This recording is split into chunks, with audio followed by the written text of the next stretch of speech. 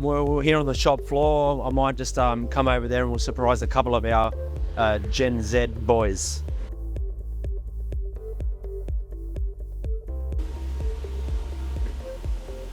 Hey Tony, how you going? Tony's our first year apprentice. I'm the only guy here that I'm actually taller than him, but not for long. Tony's doing a great job. He's learned so much since he's been here. What are you running today, Tony? I'm making these little bolts. Yeah. How many are you gonna make? 1,000. 1,000 bolts. We'll produce them all. Thanks, Tone. We always talk about trainees and apprentices. This is some pretty advanced training here of a fourth year mechanical engineer. Yeah. And Donnie's been with the business for a couple of years now, and he's not only learning about design, drafting, planning, QA, but we brought him back to grassroots level. He's now also learning how to program an old school CNC lathe.